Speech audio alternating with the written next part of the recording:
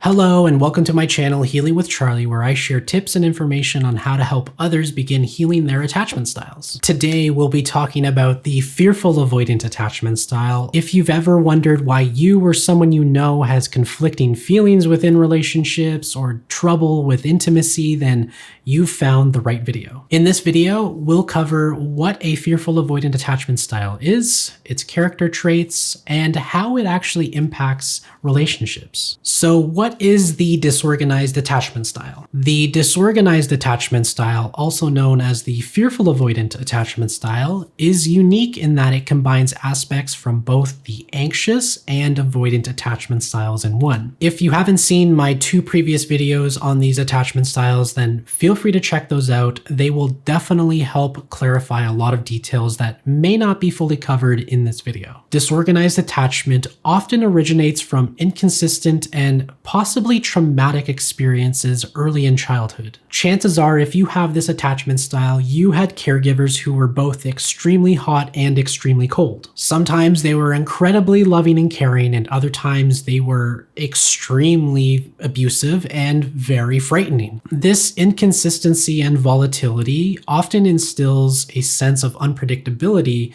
which often left you waiting for the other shoe to drop. Sure, things were good in the moment, but it's only a matter of time until this person turns on me and shows me their true side. Since you're really never sure of what to expect, you're often left feeling confused, but always vigilant. And later in life, you may have profound emotional disarray in adult relationships. So what does this all mean? Now that we know what causes this insecure attachment style, it's important to consider how this manifests as certain behaviors within the relationship. Because you experience both hot and cold treatment from your caregivers, fearful avoidance may be torn between a desire for closeness and an intense fear of becoming too close with someone else. Considering you have a combination of both anxious and avoidant traits, you have both a fear of intimacy and a fear of abandonment. And quite honestly, that's one hell of an emotional cocktail. Essentially, you feel mixed emotions regularly. You can have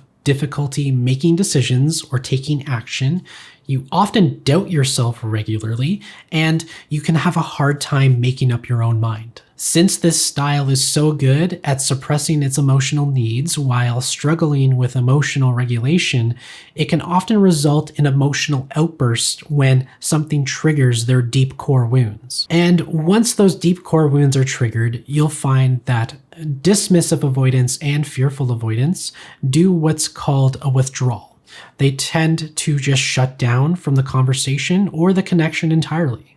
Given this style has conflicting thoughts and emotions, paired with an immense self-doubt and an inability to take action, this can often result in both hot and cold treatment to their partners. Similar to how the fearful avoidant experienced hot and cold treatment from their caregivers, if left unaddressed, they are doomed to repeat that same treatment to their partners later on. The impact of fearful avoidance on adult relationships can be challenging. It can lead to trust issues, difficulties with forming deep bonds and connections with others, and ultimately stable, healthy connections. These individuals have a deep-seated fear of rejection and abandonment, but also shame and guilt, which prevents them from forming connections. And it can also motivate them to step away from connections that are otherwise okay, simply because they are doing it out of avoidance. This fear of rejection ultimately leads them to push others away first, so that they don't have to feel the pain of being discarded. So what can you do to heal this attachment style? Well, if you've watched my other videos on anxious and avoidant attachment, you'll already know that there are some mechanisms you can rely on to cope. However, the best ways to start healing this attachment style are to begin with your own vulnerability. Learn what it is that triggers your own attachment wounds, where those attachment wounds come from. Is it from a moment that happened early in childhood, or is it just because you've had inconsistent caregivers? And then understand how those attachment wounds manifest as security behaviors in your relationships and the impacts those have on your partners.